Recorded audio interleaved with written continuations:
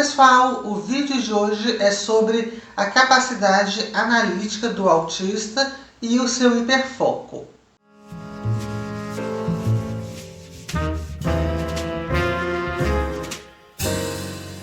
Esse vídeo foi sugerido pelo Ramon, que vocês conhecem, né? O nosso diretor de conteúdo, de marketing aqui do Mundo Autista, um cara super bacana, diagnosticado desde seus 12 anos de idade como autista.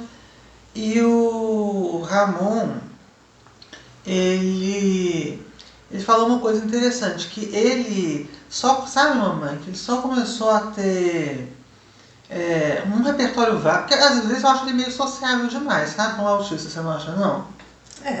Mas ele falou que ele só começou a ter um repertório mais vasto, assim, de interagir com mais pessoas, enfim, aos 23, 24 anos. E eu me identifico com isso, acho que você vai se identificar também. Porque antes disso, ele tinha os mesmos interesses, os mesmos focos, e falava sempre da mesma coisa, que era cultura nerd, pra lá, pra cá, pra lá, pra cá. E aí, isso é um ponto que fica meio cansativo a pessoa autista falando do seu hiperfoco o tempo todo. Porque autistas são muito bons nessa coisa de analisar assim, detalhes, de perceber coisas que as outras pessoas não veem. E isso, associado a um hiperfoco, um interesse muito intenso em poucas coisas, traz um conhecimento muito grande em determinadas áreas. Não é à toa que o Hans Asperger, né, falava que para se ter sucesso na ciência e na arte é essencial um traço de autismo. Então, que era justamente essa capacidade, ele explicava lá no artigo, né, essa capacidade de desenvolver todo um olhar muito intenso para um interesse específico. Olha, Sofia, eu me lembro que quando eu era adolescente, eu tinha muita admiração pela sua tia, porque ela conseguia ir ao cinema sozinha. E cinema já era alguma coisa que eu gostava muito, porque eu achava incrível você ver as imagens pequenas e de repente você poder ver as imagens daquela tela enorme, né? Desculpa, gente, era mais ingênuo porque não tinha as tecnologias que tem hoje. Sim. Só que eu não conseguia ir ao cinema sozinha, por quê? Simplesmente porque eu tinha uma necessidade muito grande de depois comentar tudo que eu observei no filme e detalhes, né? Detalhes que para mim eram importantes e que eu precisava falar sobre aquilo. Custei entender que isso deriva dessa capacidade de análise que a gente tem e por vezes, além da capacidade, uma necessidade de analisar tudo que a gente viu, que a gente achou interessante. A gente não consegue fugir dessa análise, né? Interessante. E até, eu ia falar que somos duas, eu sou bem assim também, eu gosto de ver um filme e é um hiperfoco, né? Assim como a minha mãe tem, mas eu também tenho hiperfoco de assistir a filmes e comentar sobre eles. Eu escrevo críticas de cinema desde os meus 12 anos de idade, sabe? Então, para sites, já publicava naquela época para sites, tinha um site chamado Cineplayers, que eu fazia comentários lá, até deletei tudo depois que eu achava muito ruim. Hoje eu vejo que eram muito boas, inclusive considerada a idade que eu tinha, né? Mas assim, hoje tem o Substack, Sofia Mendonça, minha mãe também tem o de críticas dela, Sueli Silva, e o nosso canal Filmes para Sempre, que a gente lançou recentemente também com as nossas críticas de cinema, nós duas debatendo os filmes. Mas é interessante também porque, como se é autista, você não é só autista no mundo, outras coisas vão interagindo também. E eu me lembro que o ambiente da crítica de cinema, primeiro que não podia ser eu naquela época, né, por motivos que eu não quero nem falar agora, mas assim, era um ambiente muito machista naquela época. E a crítica de cinema, a boa crítica, ela não envolve só aspectos que são universais de uma análise artística, ela envolve perspectivas que não tem um certo ou errado, mas tem argumentos que vão complementando um ao outro. E às vezes eu não conseguia mostrar para os críticos homens, que dominavam até bem mais do que hoje naquela época, essas perspectivas. Por isso que eu nunca tive muita segurança, sabe, de ter projetos voltados ao cinema como eu tenho hoje. Eu comecei no final do ano passado, no final de 2024, a seguir por esse caminho, que eu pensei, já tem 15 anos que eu faço isso, não é possível que eu não seja boa. Ficar com essa síndrome de impostora pra sempre. Desculpa, eu não quero ser arrogante também não, porque eu realmente acho que eu ainda tenho muito que melhorar. Mas é bom, você já tem experiência. No sentido de ter prazer e de ter repertório sobre isso. E quando a Sofia me convidou para algumas participações, eu fui meio que nessa, né? Isso que a gente conversa aqui, eu vou falar lá, como é que é isso, né? Mas a grande surpresa que eu tive foi quando a gente viu uma crítica da Isabella Boscov, que nós duas admiramos pra danar. Amo a Isabella Boscov, desde muito antes de ser moda, gente. A Isabella Boscov foi uma pioneira de crítica em YouTube. 2008, 2009, ela já fazia crítica no YouTube e eu já assistia. Pois é, a Sofia, antes dos 20 anos, já via alguma coisa diferente nela, já acompanhava e já falava assim, eu gosto dela por causa disso, disso, disso. Me lembro que quando ela saiu da Veja, a Sofia falou assim, olha, se não fosse a internet, talvez pudesse até significar algo ruim para ela, mas quando ela começou a trabalhar na internet, ela falou assim, nossa, ela está muito melhor do que na Veja. Bom, enfim, a gente assistiu uma crítica do filme Substância e ela falou que os 20 minutos finais eram perdidos.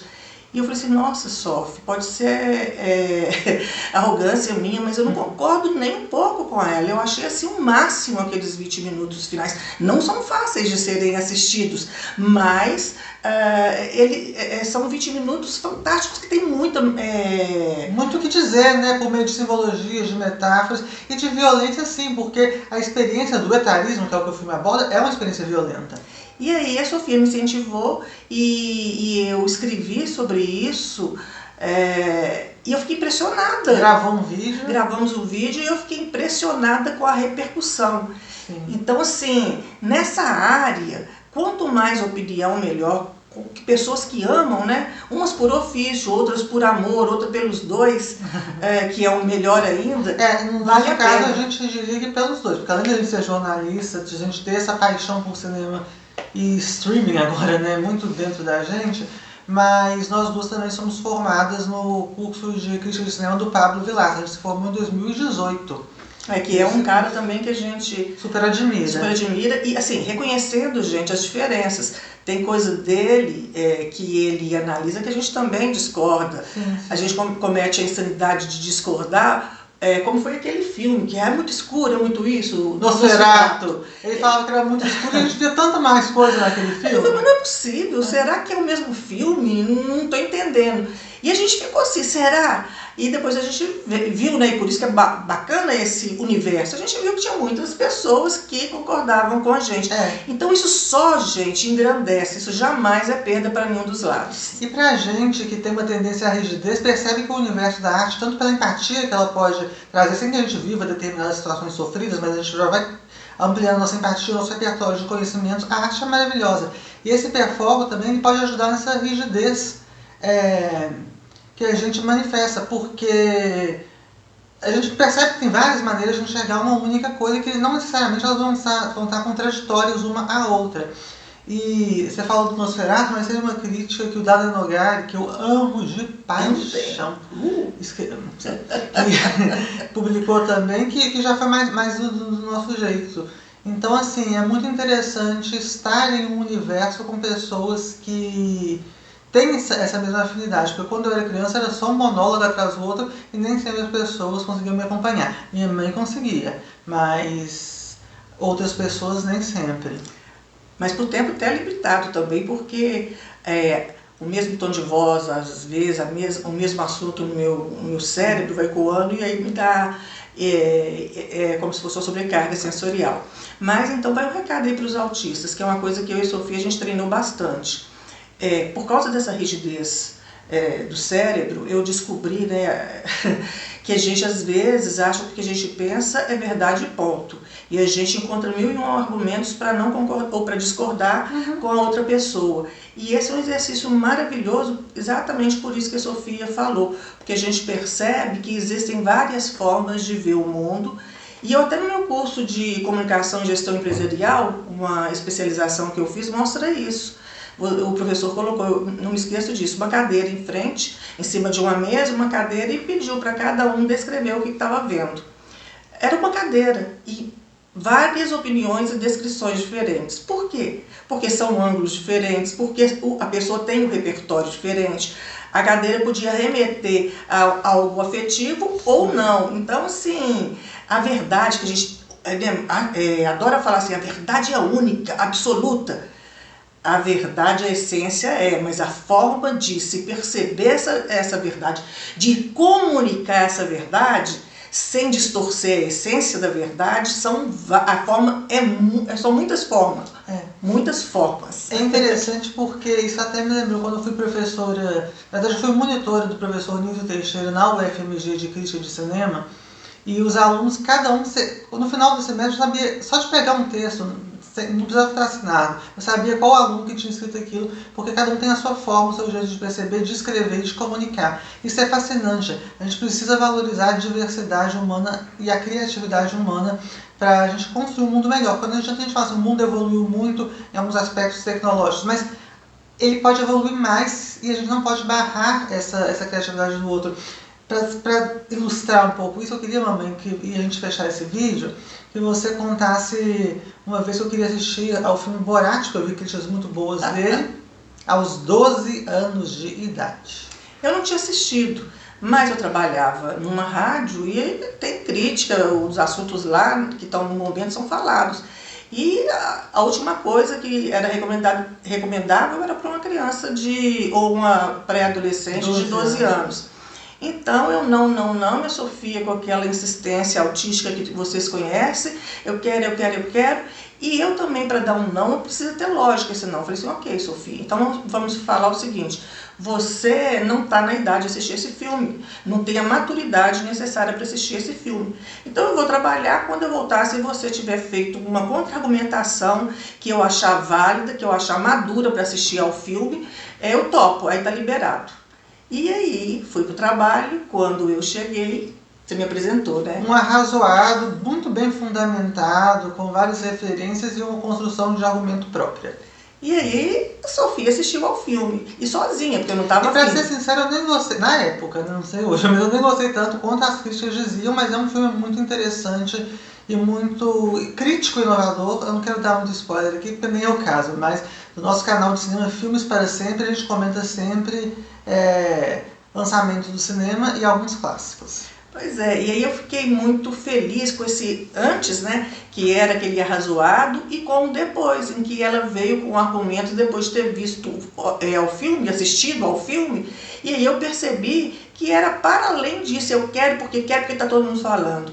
Foi assim, eu acho que ali estava já o princípio desse gosto apurado que ela tem, porque desde dessa época ela foi estudando e desenvolvendo mais e mais isso.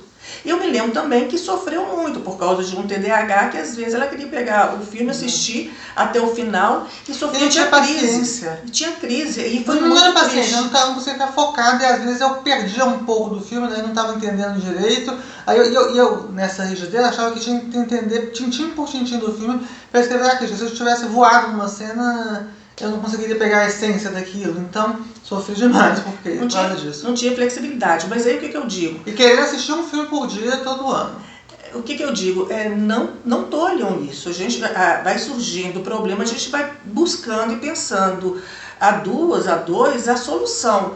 E isso hoje faz ser um grande barato. Por exemplo, a gente tem a cesta do cinema, que a gente vai assistir a 2 sessões de cinema.